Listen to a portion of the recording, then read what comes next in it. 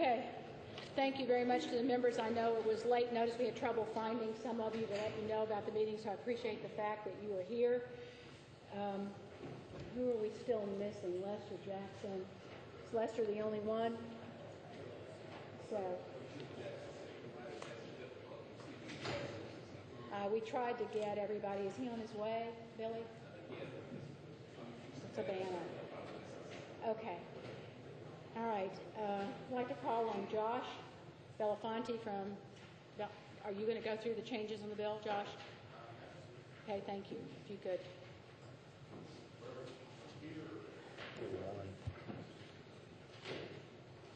I really don't like using this room. It reminds me of being in a court of law. Of course, what it was originally used for was I think the Supreme Court justices, but I don't like being removed from the other committee members like this. So. Madam Chair, I'm looking at LC 332656S. I'm presuming that's the...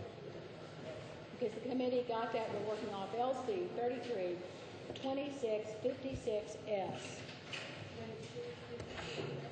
2656. Is that what was given this morning? Because I'm using a redline copy, so if there's a difference in the number, because I'm using redlined, that may be... No, it shouldn't be.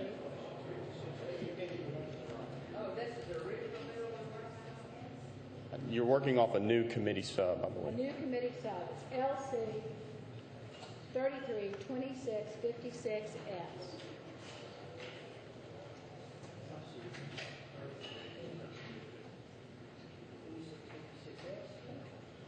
I mean, have I got the right one, Josh? LC 332656S. Did you give me the result? You should all have it. It's got the large binder clip. Judy, it's got the large binder clip to bind it.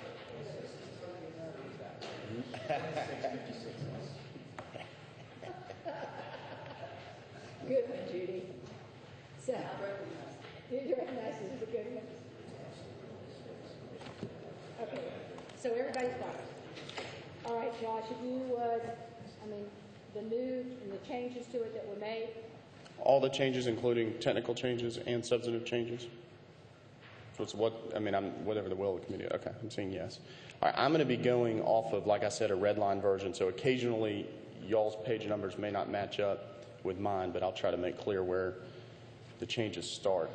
The first is on page 7, and it's the definition of a joint venture ambulatory surgery center. Line 15 of mine. Page 6? Okay, so I'm going to be one page off each time because I think the cover page of the red line. Sorry, page 6, line 15, it's paragraph 23. In the original version that the committee heard about, the joint venture ambulatory surgery center option was only available to physicians that were not employed by a hospital. The change that is there now is we struck the language that specifically required that the physicians not be employed by the hospital. So if you are a hospital-employed physician, you can joint venture with your hospital for an ambulatory surgery center. The requirement that each party has to have at least 30% remains. So even those hospital-employed physicians will have to own at least 30% of the ambulatory surgery center for it to go forward.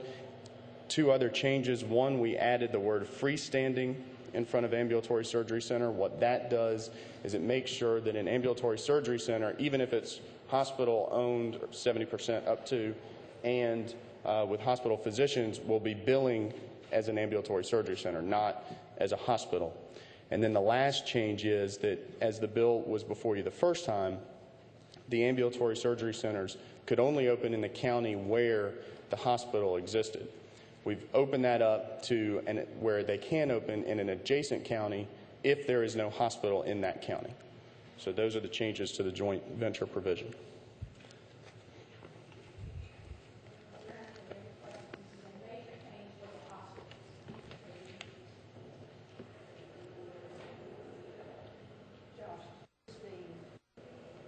That the definition of a hospital is the one that we are talking about in the previous paragraph?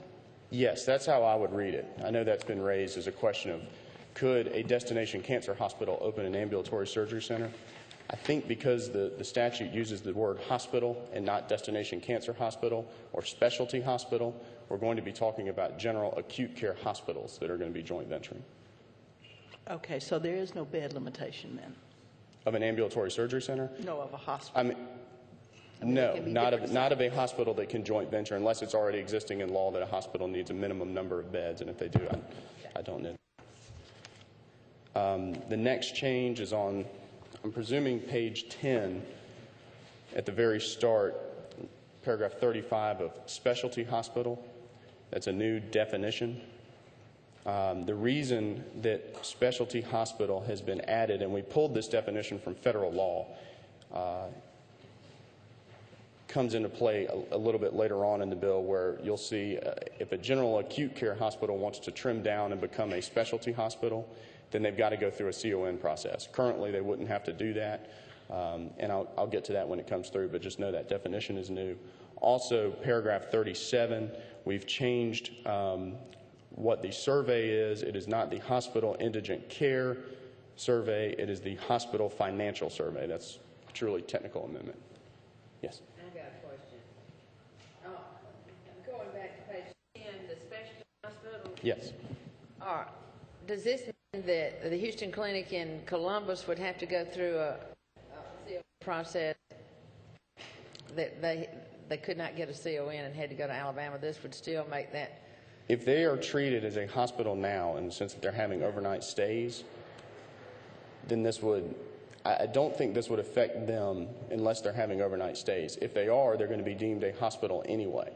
But my understanding the Houston Clinic's problem was they busted the threshold, and that's what caught them tripped up. And when they were trying to expand, it was over the threshold, and although the Department of Community Health did not appeal the Superior Court's ruling that said the department got it wrong, that was appealed, and then they subsequently moved to Alabama. Not appealed by the department. The next change,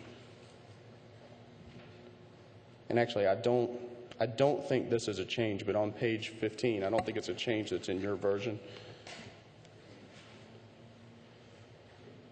On what I have is line 21, if that paragraph 8 ends with retirement community sheltered facilities, then that will not be a change from what you've previously seen. There was an amendment that was proposed, the amendment was changed, so as your bill now reads, this is where the department will have service-specific need requirements for at least a host of services. Your bill line. What? It's 14 in our bill. Yeah, that's what it says. Correct. It's page 14. What line? I have it as line 21. Right. If that paragraph 8 ends with retirement community sheltered facilities, then there's been no change. Right, Okay. there's no change.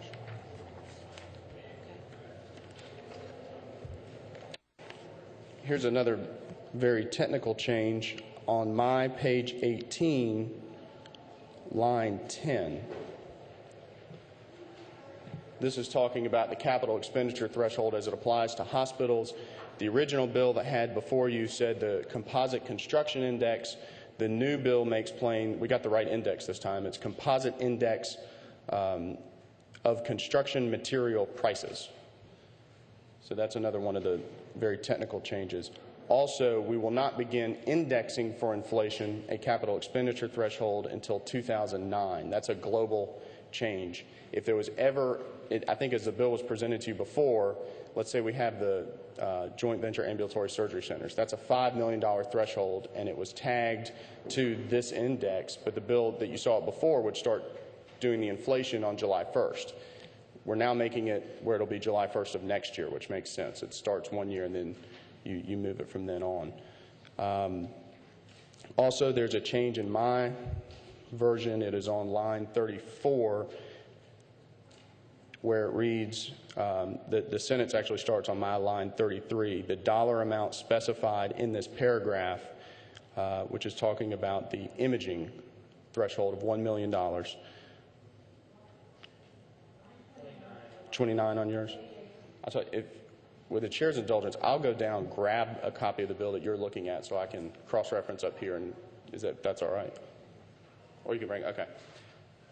The way it was set up before is we have, as we talked about, the $1 million threshold on imaging, and it would apply only to the equipment and equipment-related materials. The change you've got before you deals with what do we do with those freestanding imaging centers. Going forward, they will have to get a CON for any type of imaging that is beyond basic X-ray, fluoroscopes, et cetera. They'll have to get a CON. So the question is, what do you do about those existing centers now? They will be able to replace that equipment so long as it costs less than $870,000. That's more or less freezing the status quo. However, that exception does not apply in rural counties. So if you're a freestanding imaging center in a rural county, even your replacement equipment will have to go through CON. If you're in an urban county, you've got the $870,000 threshold. What this amendment before you does is it just ties that $870,000 to the consumer price index. And so that will go up with inflation there, but it will not start until July 1 of 2010.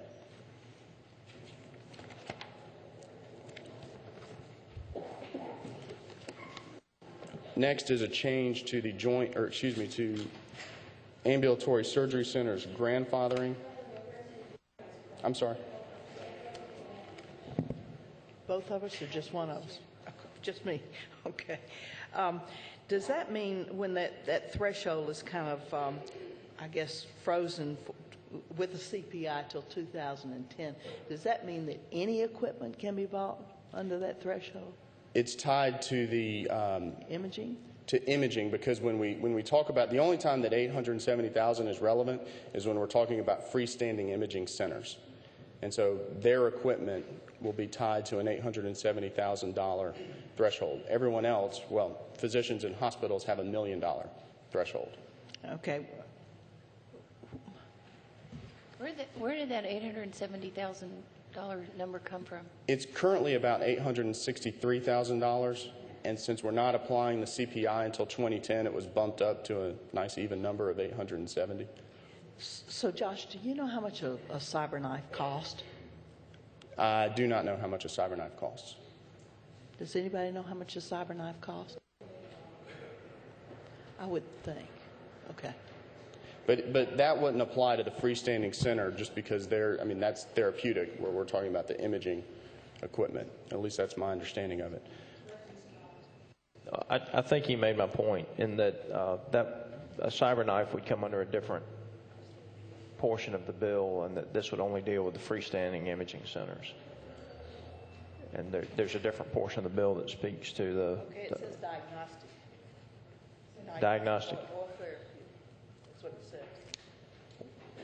It says diagnostic or therapeutic equipment. Because the paragraph you're looking at, the paragraph there talks about diagnostic and therapeutic, but when you get back, and we haven't gotten there yet, it'll become clearer when we get to the exemption, how exactly it applies just to the freestanding centers. All it does here is link their threshold to the consumer price index. Okay. And it'll hopefully become clear in a second.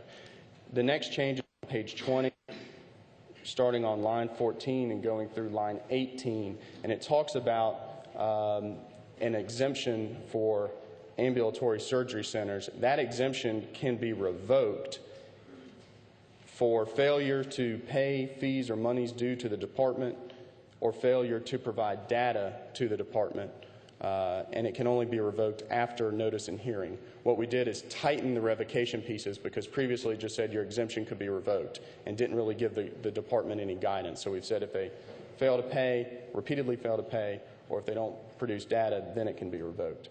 Also, we made plain on line 32 that ambulatory surgery centers of ophthalmologists will not be caught by this grandfathering provision, because going forward we're saying ophthalmologist ambulatory surgery centers are exempt from the indigent charity and Medicaid commitments. An amendment on line 31 to 32 makes plain that they're going backwards. The existing centers won't have to pay the same either. As drafted, it was just an oversight, and it would have pulled in existing centers. On the next page, line 23 through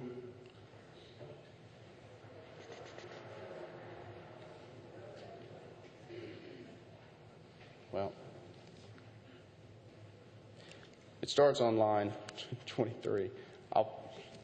What it's doing is it's addressing the destination cancer hospitals. They will have their own rules for equipment and so on in a destination cancer hospital. However, those rules will not apply if a destination cancer hospital wants to do something that has nothing to do with cancer. So, for example, if a destination cancer hospital wants to open birthing services, they're going to have to apply under the rules that apply to everyone. If they want to do open heart surgery, and these are named ones, they've got to apply for the rules that apply to everyone.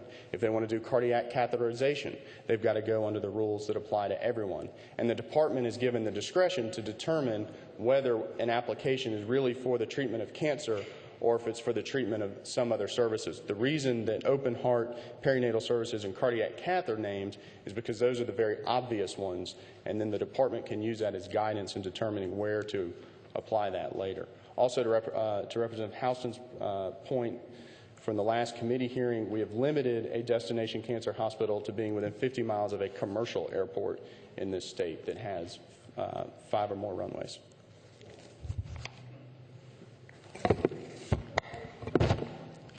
What's that? That is page 21, yes.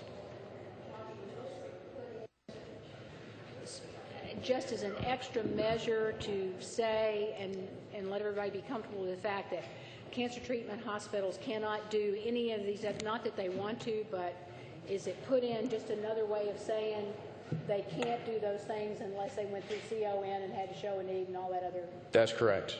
And the line, the sentence starts on line 12 and ends on line 20. Okay.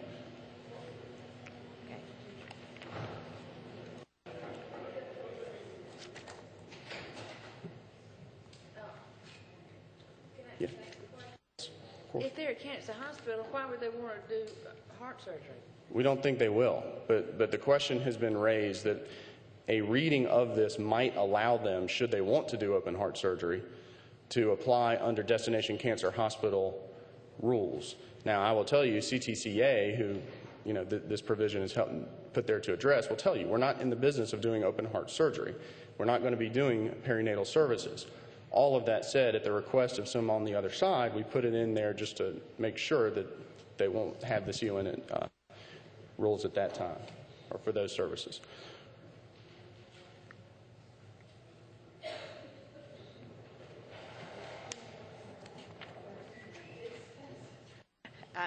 I'm just trying to catch up here. It says for 65% out of state for 2 consecutive years. What is it only limited to that on line 12? Yeah, but it says what happens after the 2 years? What happens in the 8th year? That is when a destination cancer hospital, once it's in operation, if it wants to apply for a new clinical health service, they've got to show at that time that for the prior 2 years, 65% have been from out of state. Every time they apply, it's a 2-year look back.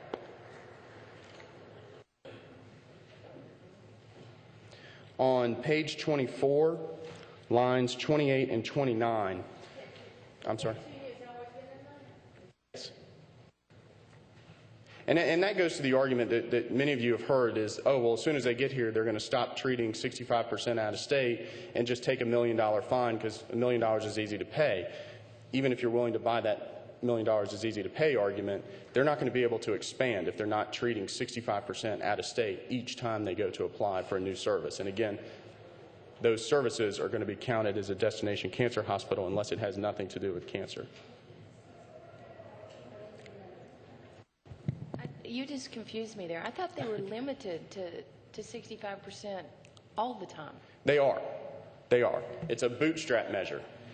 If in any year a destination cancer hospital does not have 65% of its patients from out of state, it's subject to at least $1 million fine and more if it's consecutive. In addition to that, if they try to apply and in any of the previous 2 years they were not at 65%, they can't expand under destination cancer hospital rules.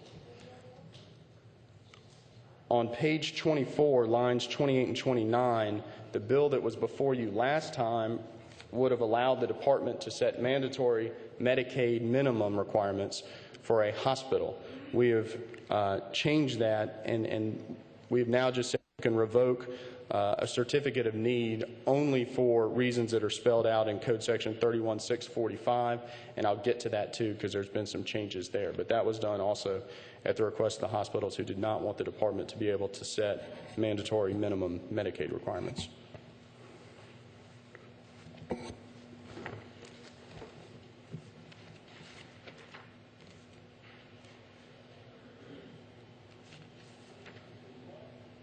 Page 29, this is a typo change, line 3. Underrepresented was misspelled in the prior version. We've corrected the spelling.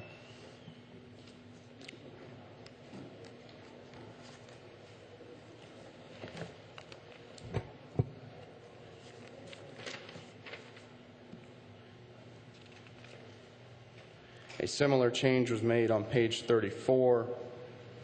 Line 23, it says appeal panel. The version you got before said appeal board. We're just correcting the phrase there. It's the same intent as what the committee saw before. Similarly, 2 pages later, on line 7, page 36, we spelled out that the Department of Administrative Services sets the fees that a hearing officer will charge. It was a little unclear before if it's the Department of Community Health or the Department of Administrative Services. We've made clear that it's DOAS.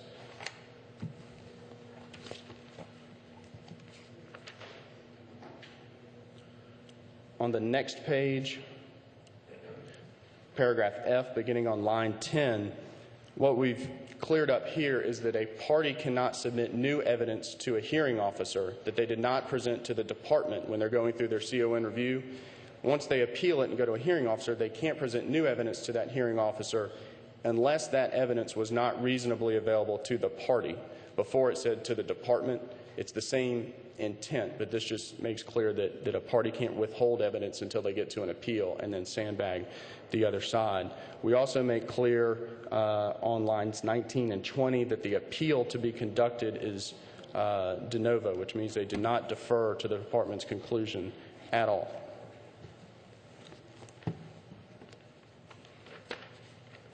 Next on line 40, or excuse me, page 42, paragraph 5. This deals with once the department has finished its process, it's gone through an administrative appeal, and it goes to the Superior Court. We changed paragraph 5. It used to say not supported by any evidence. It now provides what is already in existence in law. It's the substantial evidence test that's been interpreted by courts. So instead of going somewhere new, we just made plain that it's the same standard of review going forward that exists in current law.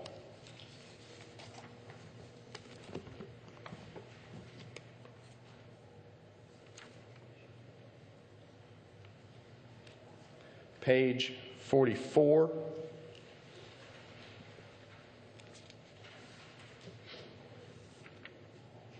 I'm sorry, 43. 43 on line 23 starts Code Section 31645. When we talked about revocation before, we've tied the revocation pieces back here. And what it does is it gives the department some guidance. They should revoke a CON only if a facility fails to pay fines or monies due to the department repeatedly. That's on line 30. Line 31 and 32, if they fail to maintain minimum quality of care standards that can be established by the department. And then the 5 and 6 were there before, which is if they refuse to participate in Medicaid or submit data reports within 180 days when they're due.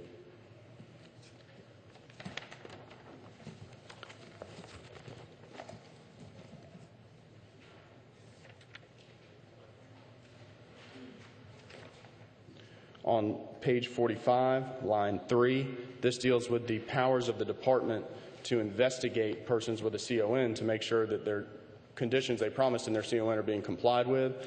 On line 3, we said they can request the production of books, records, papers, etc. but they can only do so upon reasonable notice. Before, there was no notice requirement, and this makes plain that there would be. Reasonable is not defined, and it's a term that likely will be defined by the courts to mean how we provide notice in other areas. It's a one that the courts will be able to determine.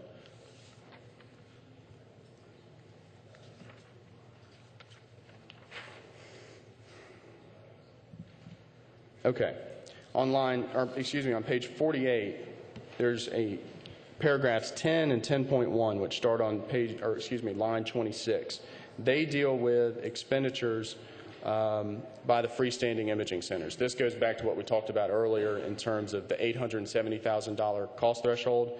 That's here, and it starts on line 28, that an existing freestanding center can spend $870,000 to repair or replace equipment. And that $870,000 is tied to CPI based on the prior one. Now, that can only happen in urban counties. Freestanding centers in rural counties do not have that option. The next paragraph in 10.1 allows healthcare facilities, which is pretty much everyone that applies, and any other exempt facility, except the freestanding ones, because they're previous, to do major or minor repair to their facilities without going through CON review. The example is a tornado wipes out an ambulatory surgery center or a hospital. They can repair that without having to get a CON to do so.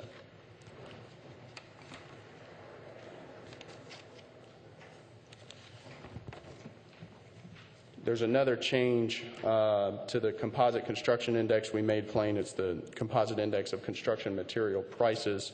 With the committee's indulgence, I'll just go to the next more substantive one. In the exemption for joint venture ambulatory surgery centers, which begins on page 51, line 31. As the committee last heard the bill, and really it's going to be on the next page, page 52, starting on line 1. As the committee last heard the bill, a joint venture facility would have the same indigent charity and Medicaid requirement as the hospital who was partnering with the physicians. So in present terms, it'd be Medicaid and 3%. This change makes the joint venture consistent with a physician-owned ambulatory surgery center. They will have the option of taking Medicaid and Peach Care and dedicating 2% of adjusted gross revenue to charity and indigent patients, or not taking Medicaid and Peach Care and having it at 4%. So they will be treated the same way.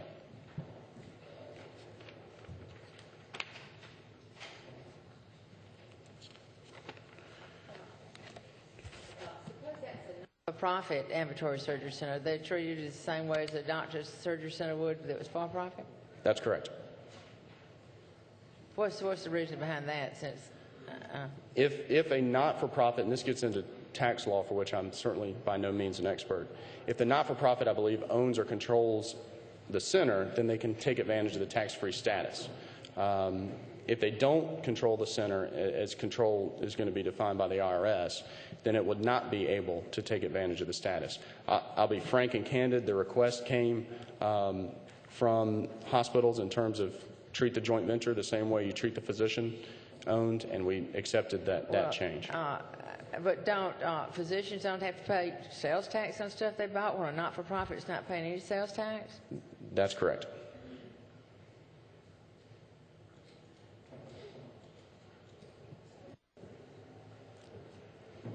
The next change, and this is a significant substantive change, begins on page 53, line 4, and it deals with therapeutic cardiac catheterization. The bill that was before the committee previously would allow a CON exemption for those 10 hospitals that have been named to participate in what's called the Seaport study. It's a study to determine if you need to be able to do open heart surgery at the same time you're doing therapeutic cardiac caths. This change expands that a little more and says if on an annual basis, so they're going to have to show this to the department each year, a hospital can meet the requirements to participate in Seaport, that hospital will be exempt from CON.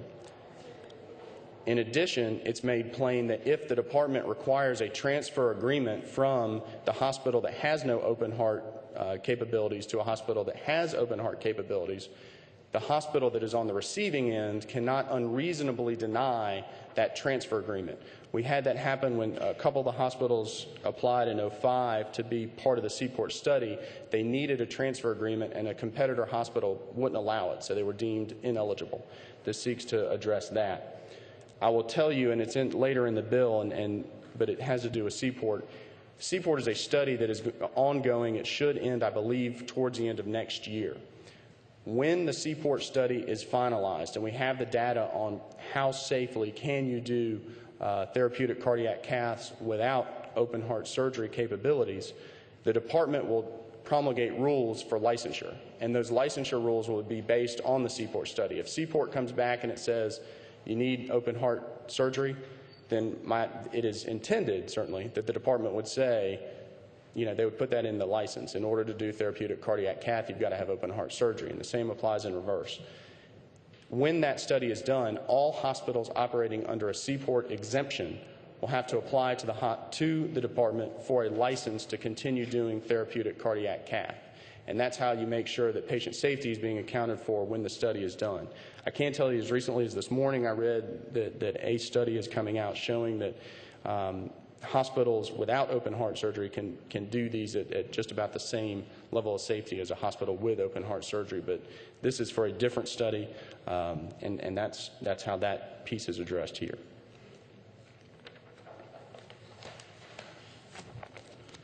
On line 21 of the same page, page 53, we clarified that in the relocation provision, if a facility tries to relocate, it cannot offer a new clinical health service in its new relocated facility. That was the intent of the group. Relocation means just that, relocation of the same facility with same services.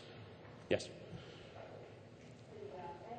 This provision, how are you going to, how will a hospital, will they all be said that they start on July 1st? Or they can apply on July 1st.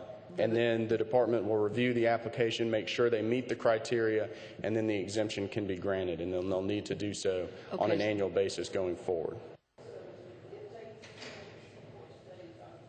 That they have to have a certain number of those studies, and then they are exempt completely for another year of the CON? There's a series of things that go into the Seaport qualifications, one of which I believe is minimum volumes. There are some other things, and I'll be honest, I don't have all of them committed to memory. I remember reviewing it last week, but that is one of the things. Well, does this compromise what a hospital needs in order to perform these on patients? No.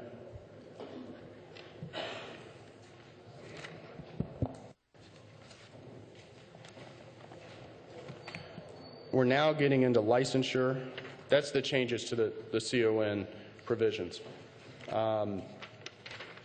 In licensure, which I will tell you, I'll skip ahead, the shift from DCH to DHR, or vice versa, from DHR to DCH, will not become effective until July 1, 2009. The reason for that is if we were to shift it on July 1 of this year, the budget process would be messy at best. So this gives time for the budgets to be presented to the General Assembly next year, reflecting that change. On page 61, line 7, we put in here that a freestanding imaging center that is not owned by a hospital or not owned by physicians and used for the treatment of those physicians' patients, so radiologist's office, will need to get a license to operate. That's what that language from line 7 to line 13 does. In conjunction with, that gives you the definition, in conjunction with what is on page 64, lines 11 and 12. 11 and 12 is the licensure requirement, page 65 is the licensure requirement, the other is the definition.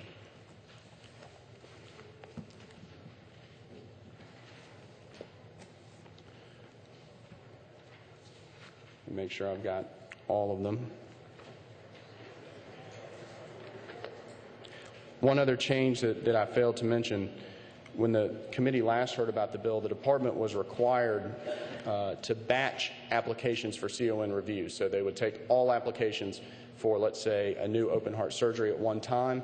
We have put that in the new version at the discretion of the department.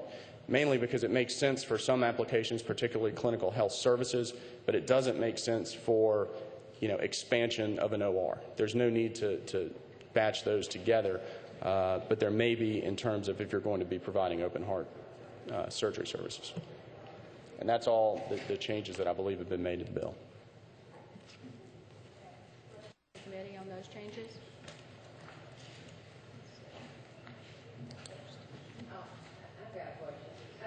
I have a problem with not-for-profit and joint venture ambulatory surgery centers. I think they have an obligation to take more Medicaid and peach care. I mean, they're not paying taxes, they're not paying, and I don't understand the logic in the thinking that they shouldn't have to take more since they're not-for-profit. I guess there's a couple thoughts. One, they'll be doing that in their hospital, and so while they may not be doing it in the joint venture, they will be taking more in the hospital itself. And the other thought, and you're right, I mean, the nonprofit is if the nonprofit has sufficient control of the ambulatory surgery center, it can operate tax-free. Yeah. The policy choice I think that was made, though, is that you treat a joint venture ambulatory surgery center like you would a physician-owned. And there are hospitals that are for-profit, and they'll be paying taxes along with the physician-owned for sure, but I think that was just the choice that was made. But we're backing up on rules, and before we back up on rules, I would like for us to adjourn and go immediately downstairs to Judiciary. They have said that we can have that room. So we are going, I know, we'll just have to miss the rules. I mean, we're at the last bit, Judy.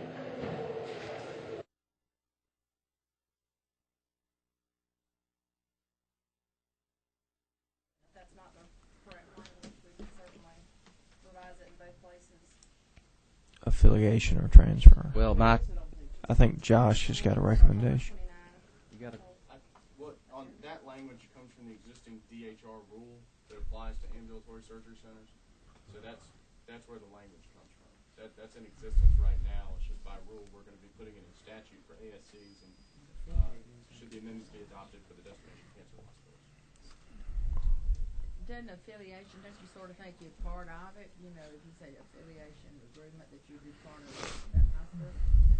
The hospital, when you transfer that patient, they transfer any of the liabilities onto it of what happened to them at the Cancer Treatment of America. They accept the liability too. They would not accept the liability for acts that occurred at the Cancer Treatment Center hospital, no. Okay. Just for those that happened from the time that they have But supervision care. affiliation, don't you sort of think affiliation means that it's part of it? Or? I agree with you, and should the wisdom of the committee be to change that, from the governor's office, we wouldn't have a problem with it. It was just codifying the existing rule. Other comments from the committee? Yes. Representative Peake. Yeah. Yes. Am I reading this right that at some point the CON for the cancer treatment hospital can be revoked?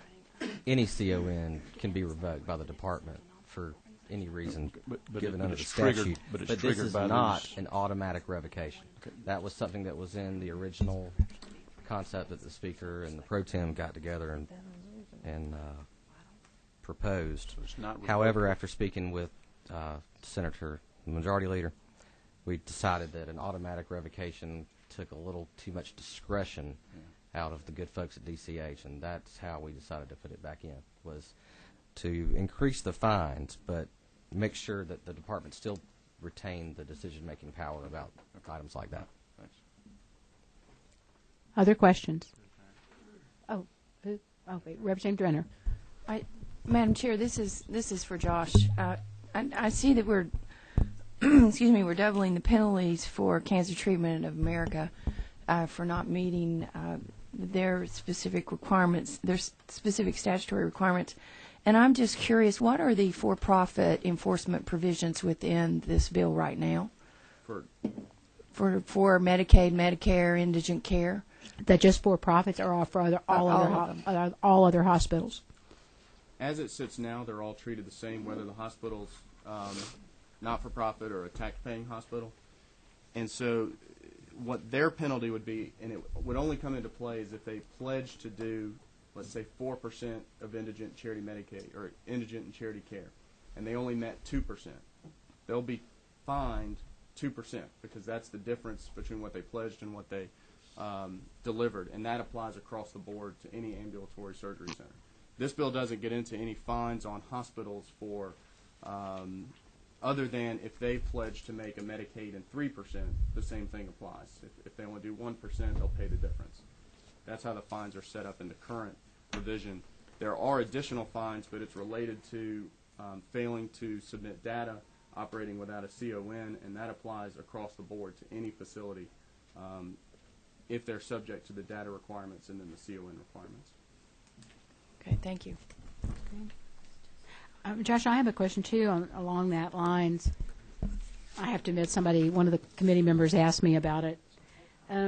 Is there currently for all other hospitals that their CEOs have to sign a statement saying that their records are correct when they submit the information to the department? I don't know of one in status quo law. Somebody's in the shaking current their law or in the proposal. You're with? Stand up, please, and tell me who you're with. And When you do your annual hospital report for all hospitals too, the last thing on that report is an electronic signature of the CEO. okay, saying that it is true statement. Okay, now that answers the question from the committee, at least on that point. Okay.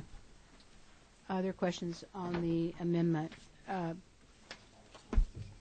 under discussion? No other questions from the committee. All right. Madam Chair, Yes? may I continue to go through the amendment? Yes. Sorry. I'm okay. sorry. Moving forward, starting at line 15, you'll see on page 2 an addition at line 30 and 31.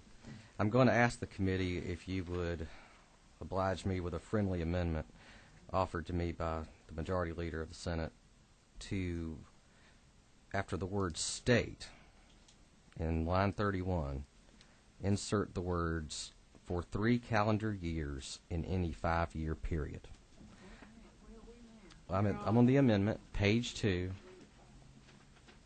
Let me tell you what the genesis of this is. The second page, Judy, of the amendment. I got it. I got where it is. I'm just trying to get the language. Okay. 3 years. For 3 calendar years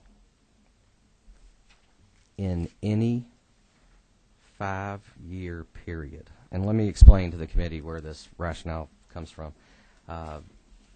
When we were contemplating the requirements in the previous section of the amendment, it was thought that if the destination cancer hospital chose not or did not meet their requirements under the law and just continued to pay the fines like it was a cost of doing business, that there wouldn't be any real teeth in it. So we thought that an additional review after 3 violations in any 5-year period would give the department sufficient authority and leeway to go revisit whether or not that destination cancer hospital was worthy of continuing to do business in the state under the CON process. So what this amendment does is attempt to give the department that kind of authority, but it doesn't limit them for 3 calendar years in any 5-year period.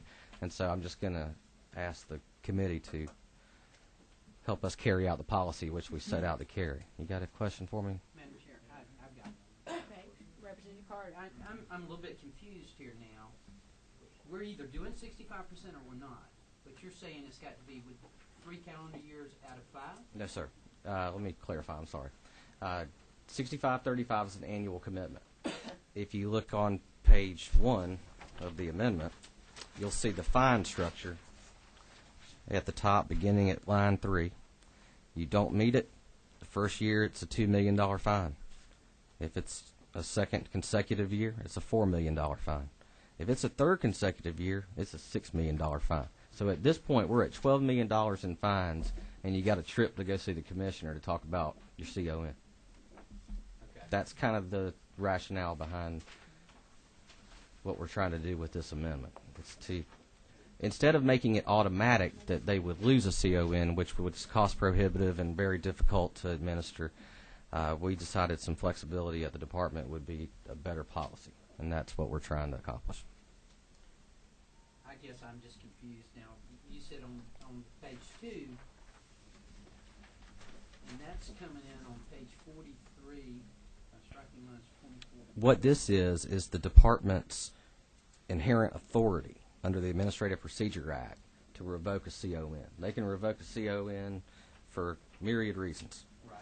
And what we're doing here is putting in a permissive ability for the department to hold a hearing under the Act to determine whether or not that CON should remain in place. Rather than making it an automatic, you miss it in 3 or 5 years, you're automatically losing your CON.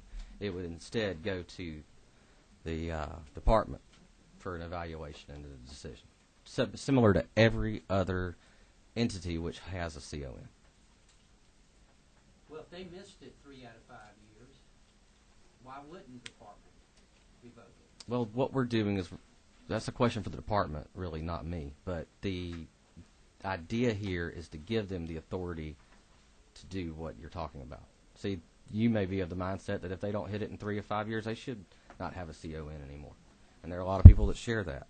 And I think what this does is stiffens up the fines so that $12 million will probably deter them from getting there. But if not, then the department is empowered specifically on lines 30 and 31 to make that decision. May I add something to that? I think the way it works now, that if the department intercedes on a hospital, I mean, one of the things that the bill does, if you'll remember, is used to the department if a hospital was having problem, let's say in their pediatric department they had a CON to do pediatric casts and there was bad outcomes and they weren't doing enough. The department had no ability to close down just that pediatric department. They could only close down the hospital and take away the CON of the hospital. We gave them now the ability to do it by service area, but also the department, before they do that, would go in with corrective. I mean, I think there's a procedure in the department to sit down with the hospital and say, you need to correct this, this, and this, and this, or we are going to take away your CON. And that is basically would give the department an option of doing that. I mean, if cancer treatment centers, the way it was explained to me in the negotiation among our members that worked on this compromise, was that, if they were hitting, let's say, instead of the 65% in those 3 years, it had been 45, 50, it would look a lot more serious than if perhaps they'd hit 64, 63. It gives the department some leeway to say, you must correct this or your CON is going to go. And that time thing was just giving the department a little bit of leeway. Am I correct in the negotiations and understanding of that? That's what it came about. Thank you for reminding me and the committee of the ability of the department to do the corrective action plan. That's something I left out that's inherent in their power. But that is the amendment, Amendment 330677, with the friendly amendment that I asked for you folks to consider. I was just going to ask, I mean, do you want to add that to your friendly? Well, my recommendation would be to do so, just because I don't know if the word affiliation might give some facilities some heartburn in affiliating themselves with another entity to which they don't have the same parent corporation or anything like that. So I would be open to something like that. Okay. Yes. The transfer hospital, the hospital that is receiving the patient, has the ability to say, I will go ahead and treat this patient having been already been treated by the cancer treatment center, correctly? Yeah. Yes. That's what we're looking to accomplish. If I were in their shoes, I would want it to be a transfer agreement. Right. Then, if you'd like to suggest that we change line 2, strike the word affiliation, insert the word transfer, I think that would accomplish it. And you'll May. Austin. On line 9, it reads a transfer agreement or affiliation agreement. And if we want to get it there too, if we want it to be, consistent. then let's give That sounds like you're talking about Wendy's. Wendy's is Wendy's is Wendy's. What? exactly. Okay. I'm with you. If I don't care what we do. If we want to be consistent, it would read a transfer agreement or affiliation agreement. Well, then let's strike the word affiliation in line 2. Replace it with the word transfer. In line 9, beginning with the word or, striking through the word agreement. Continuing down to line 11, beginning with the word or, striking through the word agreement. That's line 11. 11. Yeah. Would you just like to offer that as your corrected amendment, if that's okay with the committee? Representative Manning made that motion. Okay. All right. And also Representative seconded. Chanel. Thank you, Madam Chairman.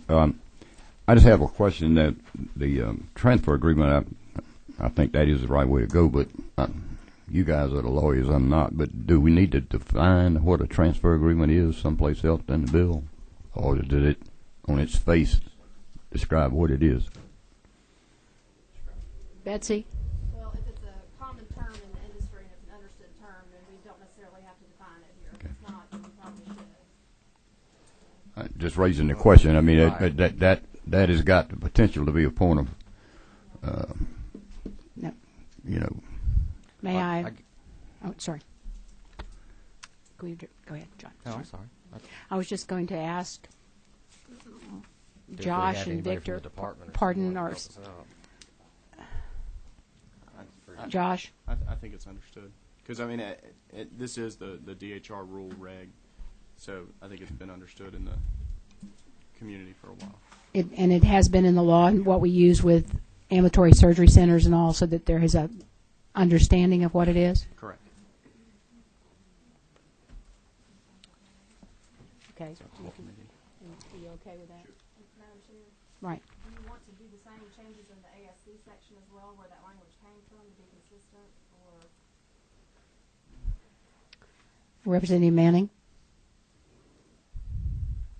On page Back in the big bill? Page where? On page 50, starting on line 29, it's the same language, and we can make the same changes. Representative Scott? I don't necessarily. I guess my question is, in most of these surgery centers, if the surgeon that owns the surgery center is on staff at the hospital, then that would be an affiliation agreement. Right. So I think it's. That is a difference, since we are opening it up for hospitals to, partner with doctors that work for the hospital. That does make a difference. I think that a doctor that's on staff at the hospital is going to automatically. I think that affiliation agreement is going to be there. I'm getting some nods, yes.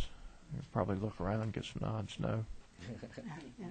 Representative Manning, since we're opening that up for hospitals and it's a different thing, are you okay with leaving it in the big thing that pertains to LNRs? I mean, is it okay? Anybody else have any problem with that on the committee? We're a little informal here, but that's okay. We've spent a lot of hours together over the past couple of years. I have one technical issue on this amendment. This amendment was written to a previous version of the bill, so in that starting on line 15 on page 2, really what he's wanting to do is add that 30 and 31 to what's already there, but that language, that existing language has changed. So if we could just, what you all were adopting, if it's the pleasure of the committee, would be just lines 30 and 31 of that section, attacking it onto the end of the current language. Otherwise, it's in conflict with the way the bill was changed between the previous version. So do I understand it doesn't fit there in this section of 24 through 26? The line and page would be a little off. Yeah, what we would be doing is technically just adding number 6 down there on line 30 and 31 as a number 7 to what's already in the big bill. And that's all.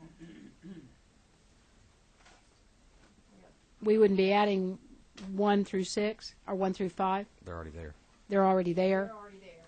Well, but they've changed, is my point. They've changed in the big bill.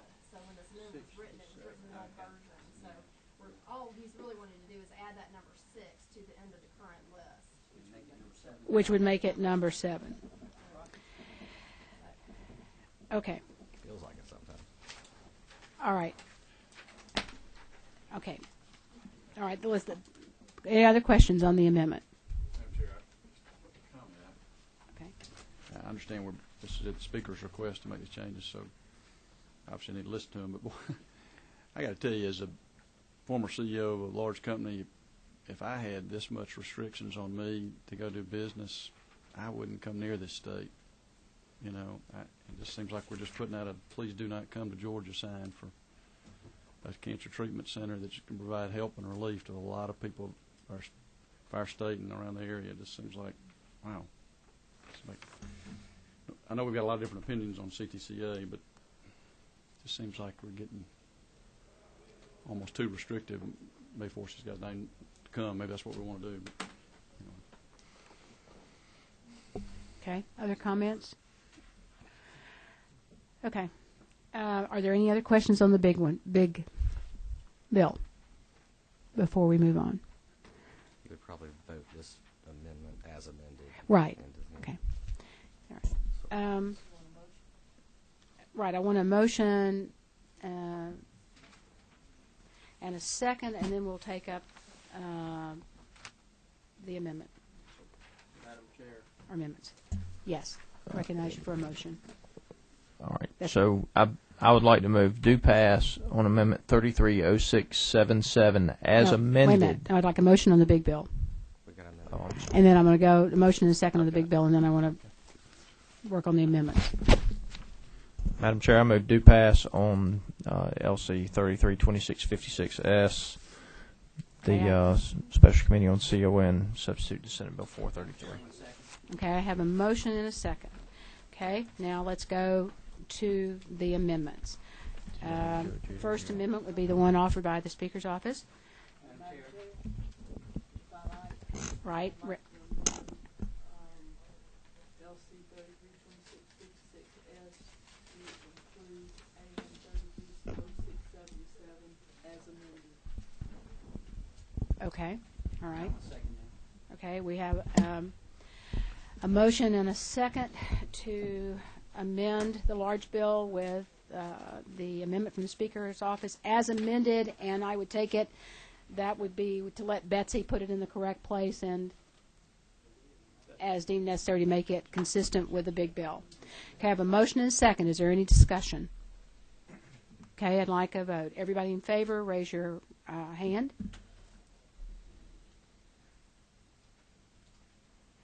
Okay. Everybody opposed? Okay. The amendment carries. Say. Representative Houston, do you want to offer an amendment? Yes, I'd like to offer an amendment. I would like to, I'm working off LC 332656S. Add to page 52 between lines 5 and 6.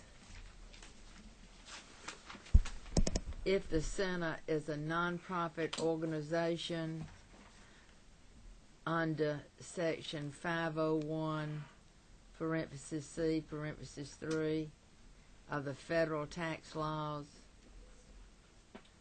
the applicable percentage in division 1 I and I two I's I guess of this paragraph shall be 3% and 6% respectively. Okay. Would you like to read that again? Betsy, you have it? Huh? Right. Yeah. Austin wants to say something like Okay, that. should we, why don't you copy it, can we get a copyright? Can we get a copyright quick? While we'll indulge the chair, let us get a copy for everybody right quick and while we have some discussion on that. Madam Chair. Cindy Scott. The amendment as it's drafted would mean that somebody who was majority owned by a not-for-profit, which means that they would be exempt from sales tax, property tax, and would enjoy other tax advantages instead of being a 2% urgent care commitment, it would be a 3% if they took Medicaid and Peach Care, and if they did not take Medicaid and Peach Care, then it would be a 6% commitment. So it goes up. Are we talking now we'd be talking about for-profit hospitals? For-profit? No, ma'am, it would be not. If the not-for-profit owned the majority, and Betsy, you can correct me if I'm wrong, if the facility was tax exempt, then the commitment would be 3 and 6 instead of 2 and 4. That's right, tax exempt. Madam Chair, Representative Carter. just out of curiosity, why wouldn't this be good? I mean, is there somebody who can convince me that this wouldn't be good? I think it's probably. I don't have a problem with the policy. I mean, if you're enjoying tax exempt status, I mean, Absolutely. you probably ought to do. Okay. Representative Chanel. Yes, Madam Chairman, I would respectfully disagree. Most of the small rural hospitals in this state are not-for-profit hospitals. It's barely hanging on now.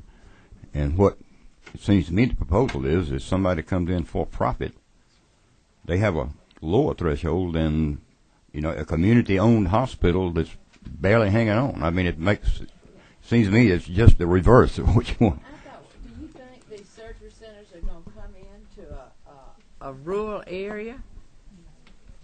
How many? I mean, they are less likely to do that. Very less likely. But what I would respectfully suggest to you is that while some not-for-profit community hospitals are doing very well, and I'm pleased that they are. Some folks don't like hospitals to do well. I'm pleased that some of them are doing extremely well. But the truth of the matter is, the majority of them aren't. And you're putting an additional threshold here that a for-profit hospital doesn't have to go through. And therefore, I respectfully disagree and intend to vote no on the amendment. Can I ask a question? Sure. Representative Carter. Representative Chanel, Mr. Chairman, we define rural hospitals, don't we? We've got a definition for rural hospitals. What if because my concern is the non-profit or not-for-profits in the urban areas and not necessarily in the rural areas. So, the last thing I want to do is to make this more difficult or to clutter it up anymore. But what if you did? What if you exempted the rural? We've got a definition in there for it. We can hardly keep our hospital's operating room going. Nobody's going to come in there in an area less than 35,000 and put a surgery center. I don't know. Betsy, is this your handwriting? Yeah. You write like a doctor. Are you sure you're a lawyer? I just feel like if you get the benefits of not paying property tax, not paying income tax and everything, that it should be on a level playing field. And I agree with you, but to Representative Chanel's point, I think there's a solution. Is there not? I don't know. I suggest to you that ain't it. I think he's suggesting that we exempt rural hospitals. I mean, it'd be a better amendment if you exempted rural hospitals, for sure. Absolutely. Well, I just put that amendment out. So, Penny, would you be willing to exempt? No, I'm not withdrawing it. We accept an amendment to it. We accept amendment? Yeah, I exempting accept rural an amendment. hospital. Betsy, how would that occur? I'm sorry, can you say that again? We're trying to, How would we exempt the rural hospitals? from that provision, you can just add to the very end, provided, however, this shall not apply to a hospital in a rural county. Okay. Okay, so, Penny, you want to amend? I just feel like a not-for-profit hospital has an obligation to take part of them having non-profit status is that they would take acute care and Medicaid, and I think they have an obligation to do that. And I think we're taking away that obligation. I think they have more of an obligation to take acute care and energy care. Okay, Representative Houston, would you be willing to modify it by saying at the end of your amendment for the committee, if you all look at it, provided, however, Betsy, what to say, however? Provided, however, this provision shall not apply to a hospital in a rural county. I might question that language. It's not that it doesn't do it, but as far as the confusion that I think that may imply. Would you like to correct it? I think maybe the better language would be that a I guess you're either rural or urban. Is that correct by definition? Is that That's right, yeah. You want to say so? it first? So, I think that the way it should read, just for clarification, would be that if the center is a nonprofit organization of the federal tax code and located in an urban area, then the applicable percentages should be 3 and 6. Yeah, located in an urban county is our defined term. Urban county. Okay. Is that all right with you, Representative Houston? That's fine with me. Representative Carter, does that meet you? It does, but I just want to make certain I'm not missing anything here. Am I missing something? No. Well, It was just a decision. No. Okay. Senator Williams. Thank you. It's my understanding that if you apply for a CON, that the department makes requirements on the Medicaid and Medicaid and indigent requirements. So if the hospital has a CON, they already have to meet the requirements, is my understanding. No, but Senator, we specifically in this made an exception on this.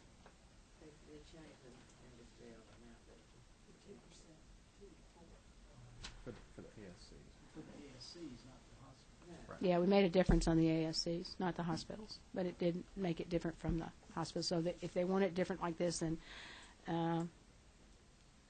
it would have to be changed. So you're not. Pardon, Representative Drenner. One more comment. Why is it?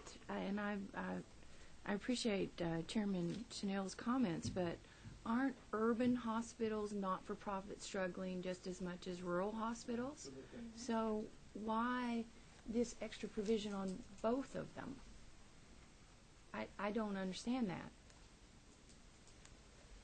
I think that what Representative Houston is trying to bring is that there is some question that has been raised in this General Assembly by figures that have been presented that all of them are struggling like they say they are, although some are, but that the difference is the tax-free status that they are being able to buy. If you've got this surgery center and, one of them now has the ability to work with its own doctors that work for them and enjoy all of the tax-free exemptions that are available on purchasing, paying taxes, it's coming down to that advantage of having to pay all the taxes, federal, state, and all. Is that really an advantage? Is that not? I understand the tax benefits associated with that, but if they're already financially struggling, don't they need those provisions in order to stay open? Representative, I think that is a question that each member has to answer for themselves as we vote on this amendment. Representative Chanel.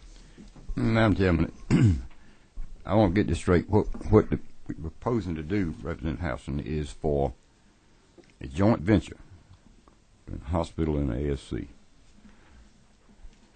which the notion, I think, is to have them cooperate and work together. But what you'll have is 3 and 6. With a hospital joint venture, but a standalone be 2 and 4. Is that correct? In other words, how are you going to encourage? My question to you: how are you going to encourage hospitals and ASCs to do a joint venture if you're doubling the threshold versus a freestanding one that's owned by physicians? Well, maybe I've got the wrong idea about a not-for-profit, but I have a problem with a not-for-profit refusing to take a certain amount of Medicare and Peach K if they want that exemption. But maybe that's just a personal thing, if they want that exemption.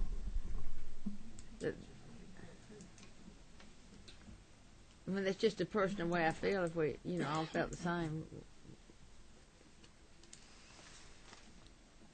Okay, who's going? Representative Carter.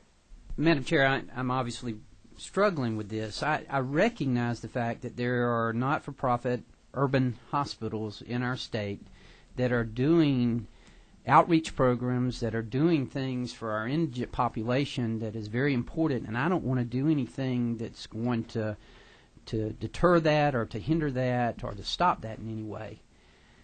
But at the same time, I'm struggling to understand how. And I know we had a bill before us, I think it was in Health and Human Services, that dealt with just this particular subject, and we've got a study committee that's going to be studying that over the interim. Perhaps it would be better for us to let that take its course and come back later.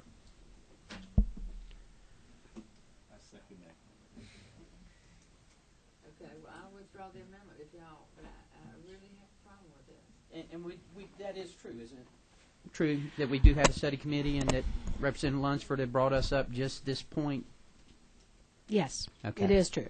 And there's points to be taken in all of it. I think that there are some hospitals that are not struggling, and this would be an advantage. I mean, there are other hospitals that are struggling in the urban areas, and this would give them another way of making up some of what their losses are. So, I mean, it's up to the committee. Representative Manning. Since I'm not on health, could you tell me a little bit more? Is the study committee open for everybody in the General Assembly or just those members on health? Oh, no, I mean, it would be at the speaker's discretion of appointing and certainly like any study committee people. With all due respect to the amendment, I do have some problem, but I was thinking that we would address this situation in the big bill as well as in this one. Oh, I mean, this would be the big bill amendment. Yeah. Why, what are your obligations, what do you do to be nonprofit? I don't understand. Representative Housen, you want to offer the amendment? Yeah, I'm going to offer the amendment. Okay. As it was originally done. Oh, okay. Not excluding rural hospitals? It's like Mr. Carter had put in there with rural hospital. Okay, Betsy, can you? Yeah, it would read, if the center is a nonprofit organization under Section 501c3 of the federal tax laws and located in urban Buddy. counties, the applicable percentages in the division of little I, I do think little I, the issue that both of y'all are talking about has got to be addressed. I've talked about it for 10 years, but I think it's part of the big picture of healthcare, but I don't think it's part of the CON. Okay, I'd like to withdraw the amendment, and it'll be addressed at a later time. Okay. Thank you. Thank you. Okay. All right. All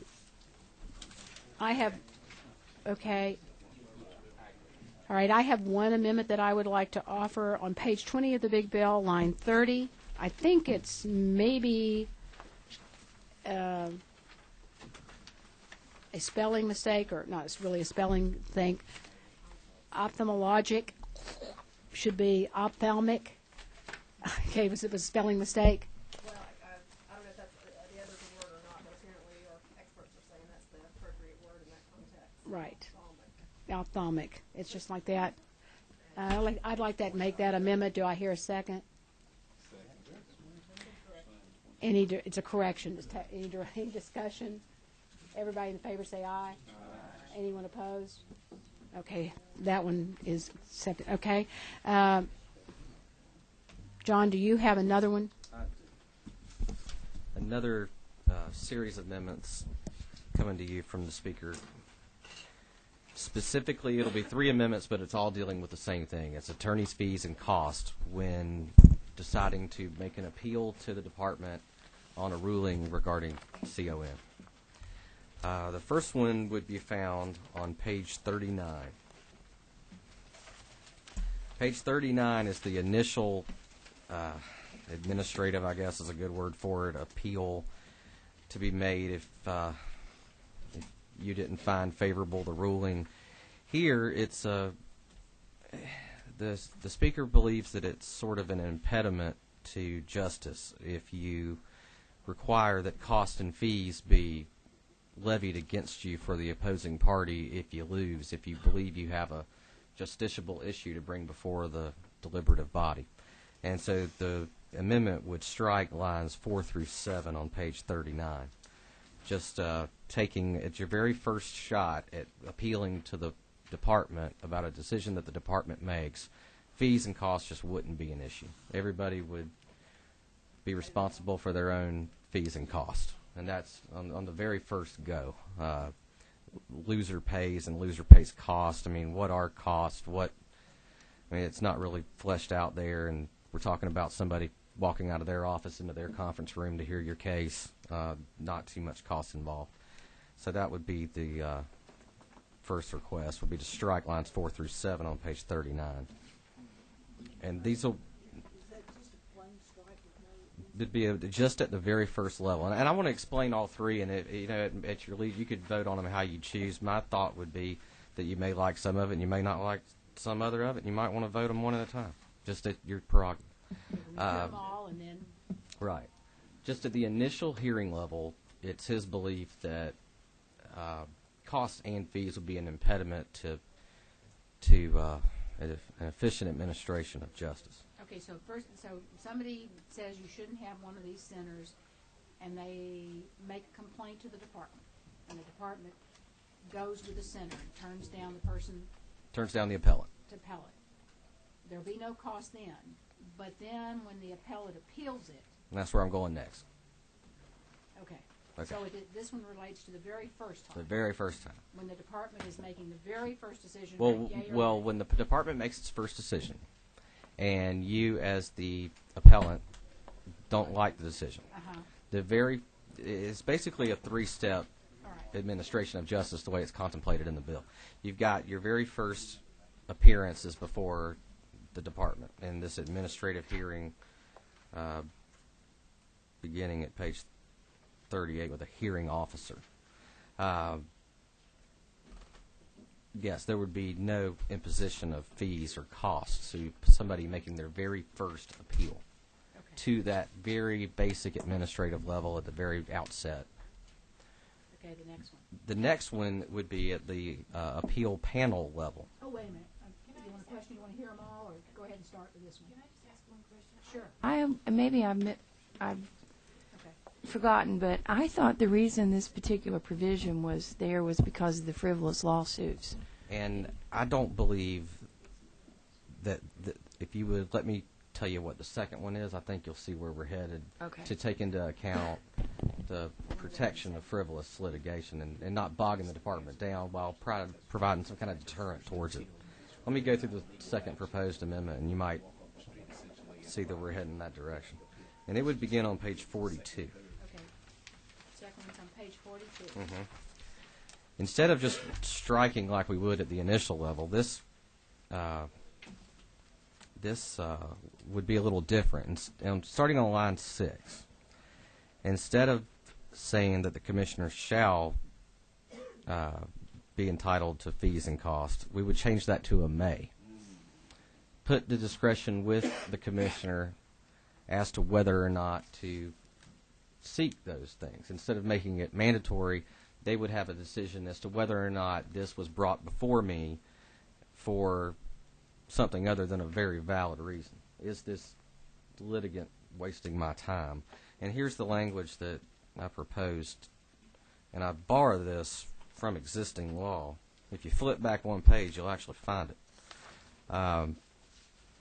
In existing law right now, you'll see at line 8 on page 41 some language that I'm talking about inserting on page 42 at line 6, which would read... Okay, right now we're going to read where you are on page 42 at line 6. Yes, okay. Madam Chair. Starting with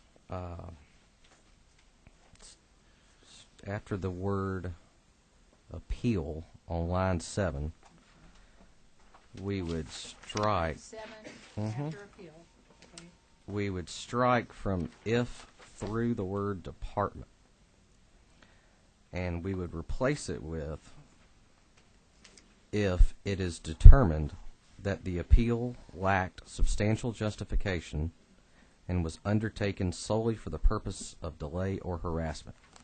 Borrowing that language from the previous page, borrowing the existing standard in the law today, to where if it is just clear to the commissioner that this person is dragging me before this panel for the purposes of just holding on to a CON for another 30 days or holding on to another contract for a brief period of time or trying to delay somebody they were competing against from getting one, that the commissioner would have the authority to request fees and costs in that instance. Instead of just making it mandatory, we would be empowering the commissioner to have that type of discretion. And Does solely, like it is on the page before that, is solely make it so hard as a standard that it would never be enforced? are you asking me my Yes, legal I'm opinion of that? asking you, yeah. No, I don't believe so. A lot of, I mean, I think Representative Drenner had a very good question when she asked, isn't this what we did to get rid of the frivolous litigation? I mean, but with the word solely, should it be mainly for the purpose, or? That works. Solely, mainly? However you would like to. I think I'd feel better if it said mainly for the purpose of delay and harassment. And also on page 41, the same. Okay. Well, then on 41, you'd have to go back and amend some existing law. But you're the chair. But, Josh, do you have any comments on that, about the word solely? I mean, we did want to reduce the number of frivolous lawsuits. That's the only thing. Well, I mean, to the extent you're talking about lawsuits, we haven't gotten there yet. This is all still administrative appeals. I do think solely for the purpose of delay would be a tough standard to meet. I don't know how often it's met now. I don't have that number. So mainly? primarily. Primarily. And here's the language, but we'll have to change solely to whatever the committee decides. Primarily, is that, I think that's a good thing, because you, primarily for the, yes. I could even see that language even creating additional litigation. You know, after we muddy that process up, certainly the commissioner's assumption could be rebutted. But Absolutely. at least that would be the next step. But at least it would be a little process. bit. Yes. All right, I'm anxious to hear the next step. Well, it would be, put it this way: if you go through these two steps and you still hadn't found justice yet, then you're basically finished over at the department and you're headed to the courts. And now we're talking about being in Superior Court, and if you're going to drag somebody into Superior Court on a frivolous basis, that judge is going to take you to task. And if we're going to empower this judge, I basically believe that what this Third Amendment would do would be to just empower the judge as opposed to dictate to the judge how he or she should run his or her courtroom. Where is it? And it would begin on page 43, line 16, by once again striking shall and replacing it with may. And if you'd again look to that sheet that was just passed to you, you would go down to line 18, and after the word order, you would insert that language that was just passed out to you. If it is determined that the appeal lacked substantial justification and was undertaken, did you decide primarily? Primarily. Primarily for the purpose of delay or harassment. Do we need any word there? Can we just say it was undertaken for the purpose of delay or harassment? Good point. Josh, Betsy, I mean, solely or just nothing? Was it undertaken for the purpose of delay or harassment? I think if you take it out, it's going to be initially read as solely, really. I mean, if it says for the purpose of, then there's no qualifier at all. So that's your own interpretation. So it'd be better to have primarily in there. Yeah, I like primarily much better. Okay. So those three amendments, in essence, is basically a decision made by a department isn't always going to be overturned by the very first appeal to that department. And to that end, the reason we bring the amendment is to not put such a penalty on somebody with a very valid question that only the hearing officer could determine on their first try of the appeal. Now, if they want to start dragging their feet and make it even tougher at the second level, then we free it up to allow the commissioner to impose fines and fees and costs. And if they want to continue to go forward and take it into court, then we're going to empower the judge to do fees and costs. But requiring at all three levels mandatory fees and mandatory costs might keep some justiciable issues away from a presiding officer, and the speaker respectfully requests that you would consider his amendments here too. Okay. Does the committee feel like we can take up the three as a whole, changing the word solely to primarily, and also giving Betsy the right to go back to the previous page and put the primary in where it says solely, make that correction? Can we do them as one? Or is any peak? I would hope that maybe we look at all three of these separate. I think there may be some difference of opinion. During this whole year of going through this, we dealt with this issue because what was happening was lawsuits. Yeah, and it continued to delay, and this was the teeth we thought we were going to put in this thing. One at a time. I hope That's we'll what I was take them one at a asking time. for. So. Okay. John, would you hit us with the first one? Returning back to page 39. Let's go to 39. The very first shot, 39. somebody takes it appealing a decision of the department. The amendment would just not make it to where the law does not speak to fees and cost in that first appointment that you have with the department. Lines 4 through 7, subparagraph 2 would be stricken on page 39. Okay. Do I have a motion on this amendment? Yeah, I was going to. Okay. Go ahead. Take questions first. You want the motion and then you want discussion about it? Or do you, okay. So moved, Madam Chair. Okay, second? Okay, I've got a motion and a second. Now discussion on this one. I mean, can you just explain the effect of this amendment again and exactly what it does? Yes, sir, Mr. Chairman. What this amendment would do is on the initial outset, you receive a decision that you don't believe is either favorable to your interests or right under the law. It would make that very first appointment at the department to discuss this issue in the very first step of appeal. It wouldn't have a hammer of attorney's fees, and you'd have to write a check to the department for the cost involved with them conducting the hearing. So, I mean, and I've been through some of these hearings representing interests for this state and other states, and there really isn't all that much to them as far as formality and costs involved. Largely it involves someone leaving their office and coming to the conference room and listening to you and your attorneys present your side, and the other side and their attorneys presenting them. And I believe the speaker just didn't see a whole lot of cost involved there, and a deterrence to the administration of justice by requiring attorney fees if you lose. You may lose. You may win. But the hammer of attorney's fees at this initial outset was something he thought at the first step was just a little too strong. I'm just curious, what's the time delay associated with this? What is, if we do it this way, what's the impact in time? I don't know. Josh, does this?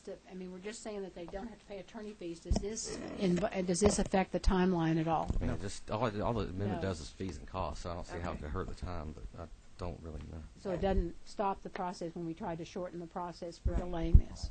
But does it encourage more, therefore holding it up? It's not a legal question, really. It's more of a policy call on your part. I mean, it's just whether you want to give them the first crack at it with no fee charged. Yeah, but from the department's experience. We've got somebody from the department here. I don't really care if you want to respond to that. Well, that's not current. Current law today would not have anything close to that for a first crack at an appeal.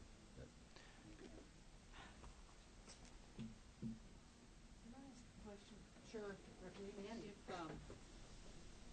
I thought one of the deterrents was that if it's kind of frivolous or really kind of on the borderline, that it costs you money, you perhaps wouldn't do that. I thought that was the Right. point. Well, I think that if you continue to be stubbornly litigious, that the Speaker's proposed amendment would permit the Commissioner and then a judge to deliver you both costs and fees, and that's like the holy grail in the legal community. I mean, if you can get somebody to pay your costs and fees, you've made it. And giving them the very first step, all of that is a deterrent for just losing, not bringing it. I mean, what this amendment, what this language doesn't deter frivolous litigation.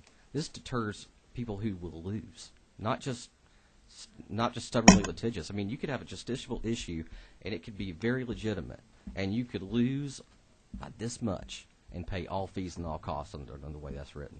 And we just think that's a little bit too much of a deterrent for the administration of justice. Okay. Any other discussion? Let's vote on this first one. Okay. Everyone in favor of striking lines 4 through 7 in their entirety, as the Speaker's amendment says, on page 39, raise your hand. Everyone in favor of striking the language? Okay. Everybody opposed? Okay. The ayes have it. That language is removed from the bill. Next one. The next one would be on page 42. And again, this is the second level of appealing your decision. And this is where we want to insert that standard you have typed in front of you, where we're really looking to find the language that matches what seems to be the collective wisdom of this committee as a policy rationale, which is to deter frivolous, non-essential, litigious filings that do nothing but slow down the process. So it would be the language we have typed out, except it would change solely to primarily. Exactly. Okay. And what you would be doing under this amendment is in line 6 on page 42.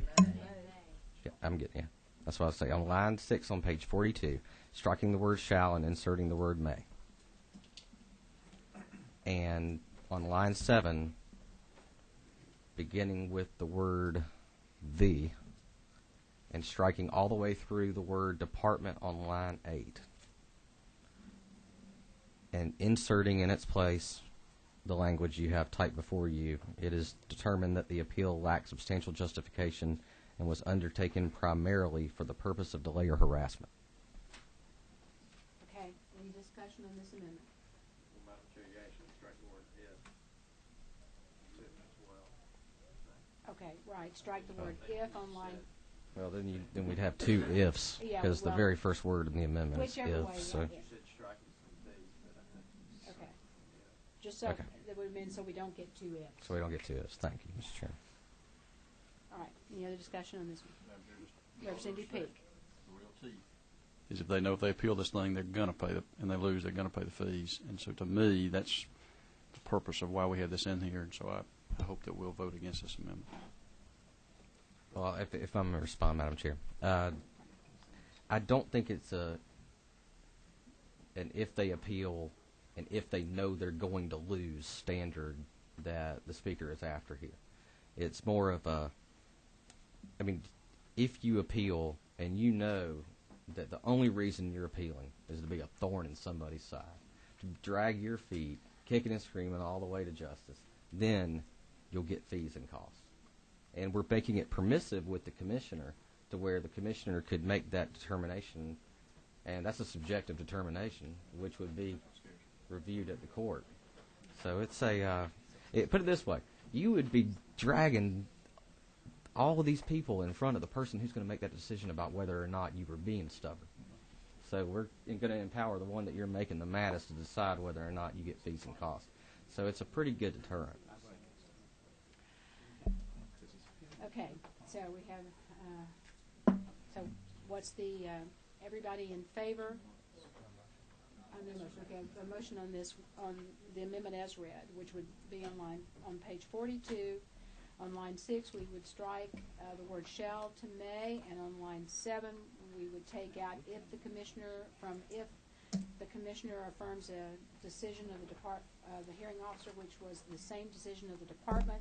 We would strike that, and in its place, we would add if it is determined that the appeal lacked substantial justification and was undertaken primarily for the purpose of delay or harassment. Do I have a motion? So moved, Madam Chair. Second. Okay. Any further discussion?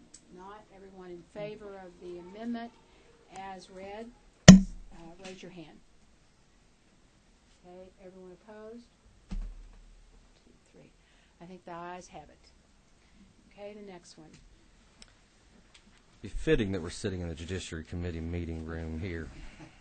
I guess it is appropriate, isn't it? It seems to take Now that we're longer about to here. decide whether or not to mandate that a judge levies fees or to make it permissive, what we're going to do or propose to do here on page 43 at line 16 is strike the word shall, replacing it with the word may. And on line 18, after the word order, inserting the language before you once again, if it is determined that the appeal lacks substantial justification and was undertaken primarily for the purpose of delay or harassment. Okay, Representative Mitchell. You know, Madam Chair, I ordinarily oppose these mandates that we particularly oppose on judges, but I believe in this case this is one where it would be appropriate in as much as they've had 3 bites at the apple at this point. We've said no attorney's fees, then may, and at this point I think if we are going to deter frivolous complaints, this is where it should start. Other discussion. So you are speaking against the amendment. Yes, I am. Okay. Any other comments? Can I ask a question, Counsel? Yes. The speaker is aware of all the testimony that we've heard of how bogged down this process gets and the intentions. It was explained to us in testimony that the intentions were to do just that, to bog it down and to delay it as long as they could.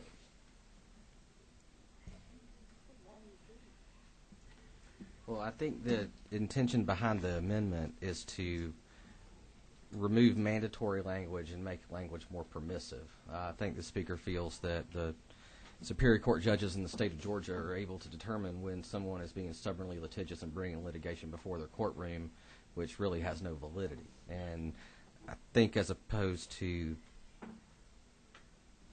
tying the hands of the judge and awarding fees and costs in a case like this, what he's looking to do is just empower the judge to do their job.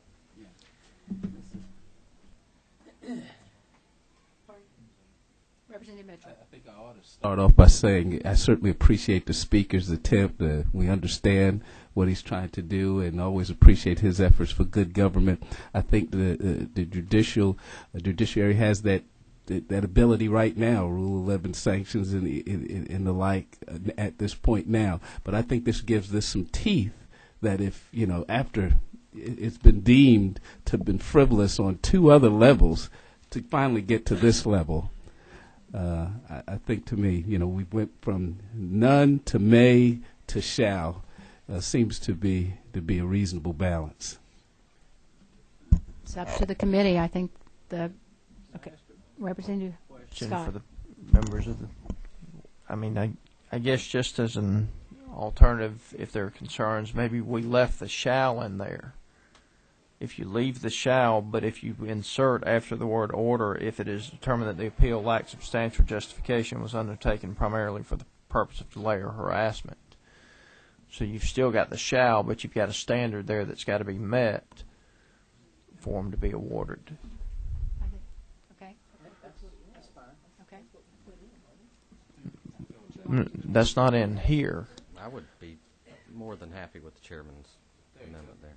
Okay. All right. Okay. So the next one, the third amendment, would be on page 43. And we would leave the shall in place, but on line 18, after the final order, we would add, after the, is that a semicolon? I marked through it, I can't read it. If it is determined that the appeal lacks substantial justification and was undertaken primarily for the purpose of delay or harassment.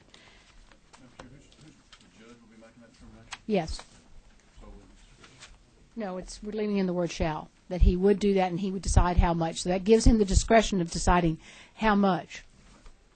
I mean, if he thought it was just barely that, he could charge him $1, and I guess, and if he thought it was a whole lot, he could charge him a whole lot. It's still, I think judges have a lot of discretion on that anyway. Pardon? Huh? Josh, do you have a comment? Sorry. I'm sorry, just as I read it, I think the discretion of the judge would be to determine whether the appeal was brought as is in the status quo for stubbornly litigious reasons lacking justification. But the fees, I mean, those would always be discretionary because they've got to have the check on reasonableness. But Right. the discretion with this proposed amendment, the only shall would be they're entitled to it if a judge determines that the party has been litigious. Right.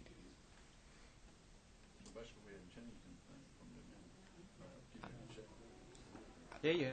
Because if you left it at May, you would end up having a permissive decision. Instead, you've got a subjective determination of whether or not it was stubbornly litigious. Okay, Reverend Scott.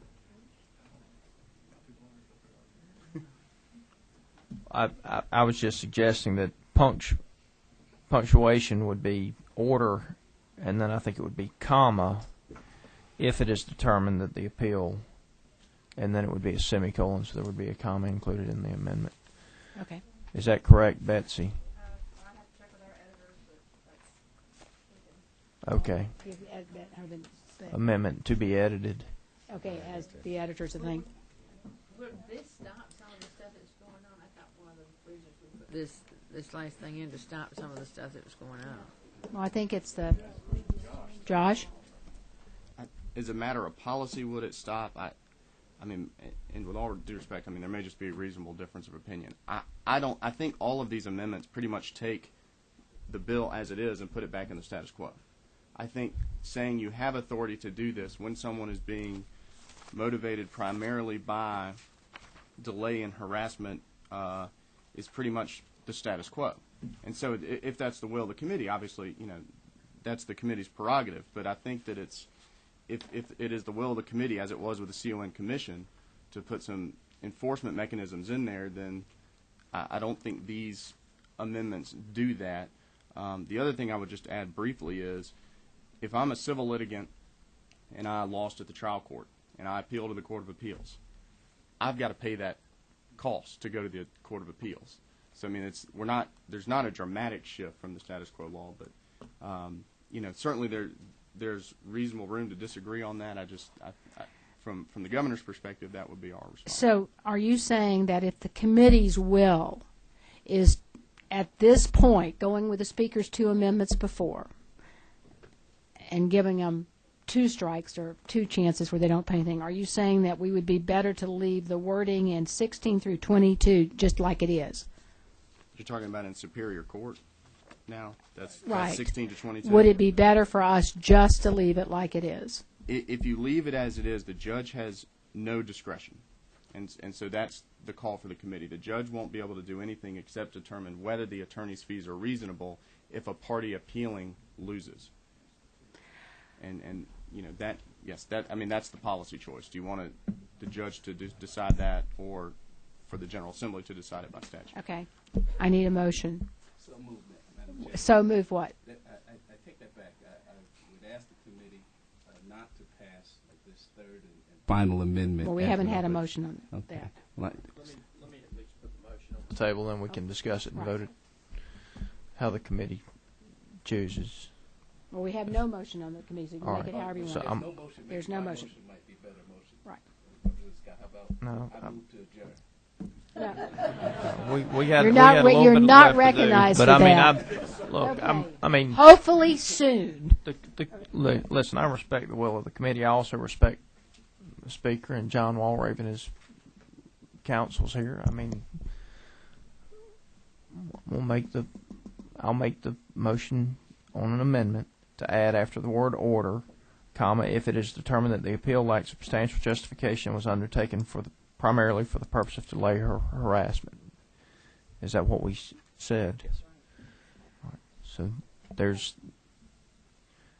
I'll offer that as a motion. Second. John, in your humble opinion, as the speaker's lawyer, I mean, I know you can live with this amendment like it is. Do you feel like the committee has the discretion to go with another amendment if this one doesn't pass? I mean, without causing too much heartburn. Absolutely not. Okay. I'm in good shape. I think that what you're doing here is deciding whether or not the person literally most educated and most capable of making the determination of whether or not that person is there just to drag their feet can award fees or not.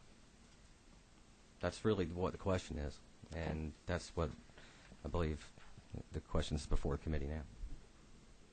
Okay, I guess what the committee has to decide is whether they want to go that way, and if this continues to be a major problem, whether we want to come back with a revision and try to correct it and say, whoops, we were wrong at a later date. I don't know. That's up to the committee to decide. Okay, we have a motion and second on changing the language on page 43, starting with line 16, leaving the word shall, but going in on line 18 and inserting either after a comma or semicolon, whichever the editing department decides, the language that we have added elsewhere, if it is determined that the appeal lacks substantial justification and was undertaken primarily for the purpose of delay or harassment and going forward. That is the amendment. Okay. Everyone in favor of the amendment as read, raise your hand. 2, 3. Everyone opposed? Okay. The opposition has it. Okay. Representative Mitchell, do you have it?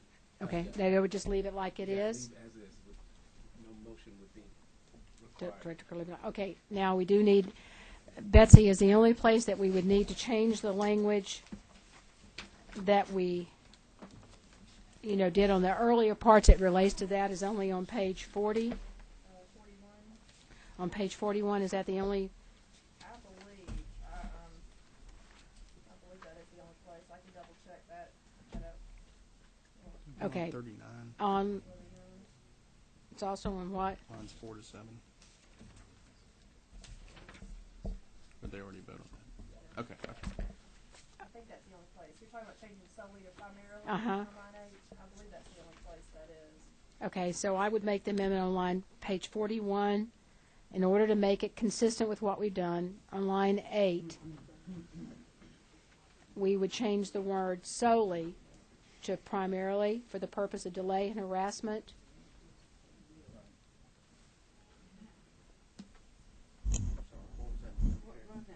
Okay, page 41. This is before the other amendments were started. What about page 41? Okay, line 8. When they did the other language that they were doing the amendment off of, they took it from right here. Look at line 8 on page 41. Okay. You're still So, on a late night, Representative Scott. Okay, you said you find it, Penny and Judy? It's where when John was crafting the other language, it was just making it consistent with that. So we would change that to primary, and could we add that if Betsy finds another place where it's related to the same thing to make the language consistent, I would move that she be able to do that. Okay. Do I make that motion? Do I hear a second? Okay. Any discussion? And that would change that word on line 8 on page 41 to mainly to primarily, and would allow Betsy, if she finds another instance of this that really pertains to this situation only, to be able to change that language to match. Okay, everyone in favor, raise your hand.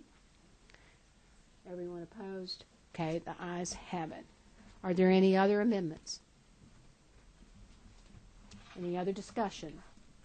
I have one final question, Madam Chair. Tell us where this goes. It goes to rules. Goes to rules. And then to the full vote of the House, and then back over to the Senate. Right. Everything goes. Yeah. It goes through the normal. Through the normal process. Through the normal process. He wanted to know where this bill goes next. And so I just told him it goes through the normal process. Goes to rules and on through the normal process. Representative Chanel. Thank you, Madam Chairman. I don't have any discussion. I do have a comment or two. As everybody knows, this has been at least a 4-year process to bring us to this table today. In my 16 years up here, there has not been an issue that I'm aware of that has been vetted as much as this issue has been. I have had long discussions at times on this subject matter concerning where the comma went in a sentence. We have all done that. But I think we all, I hope, agree that this process needs to be reformed. It is broken. There are some folks who would like to do away with it altogether. And maybe that day will come at some point in time, but certainly today we need to act. We've got two groups of folks, hospital folks and surgeons, who both play a great role in providing quality health care in this state. They've been in opposite tents on this particular issue. I think it's time to get everybody back in the same tent. It seems to me that the root cause of all of this has been low reimbursement. Certainly hospitals are feeling that pain. Certainly physicians are feeling that pain. And this is America, and people can advocate for their positions, and they have done so for a long time. And I think we've heard that. As it relates to, and some folks don't particularly like the CTCA being in the bill, but it's certainly tightly drawn. It got even more tightly drawn just a few minutes ago. And I'll say, in my judgment, that if we pass this with CTCA in it, the sky is not going to fall. I think what will happen, however, is people who hear the dreaded words, "you have cancer," are going to have another option in this state. This is a complex issue, and I will say to you, Madam Chairman, members of the committee, that I think what we have in front of us is a balanced bill. It is not perfect, but it was drawn and put together by people who have been involved in this process and who are elected officials for a long time, and who have heard everything that we have gone through for the last 3 to 4 years. I have said all along that at the end of the day, what we pass cannot be something that one side of this issue runs out of the room and orders champagne, and the other side is laying on the floor bleeding to death. There have been some proposals that would have been the result. This is not one of them. This is a balanced approach to this thing. It is a compromise. In my opinion, we're going to have people leave the room if this winds up being passed, obviously saying there's some things in the bill I don't like on both sides. But at the end of the day, it's a balanced approach, Madam Chairman, and I urge my fellow committee members to vote yes. Beautifully put, Mickey.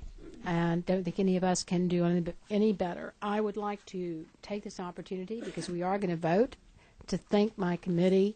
It has been most interesting, and you've been great to work with. And I appreciate everyone's effort, time, and attention to this matter. We have before us a motion to pass the substitute to Senate Bill 433 as amended, the amendment that we did. And if there's any further discussion, now's the time. Okay, hearing no further discussion, everyone in favor of passing the substitute? Oh, yeah, it's already been seconded. To the passage of the substitute to SB 433, which is LC 332656S as amended today, raise your hand. Okay, and obviously that is a unanimous vote, so there is no opposition. So the bill is passed and will move on in the process. Thank you very much.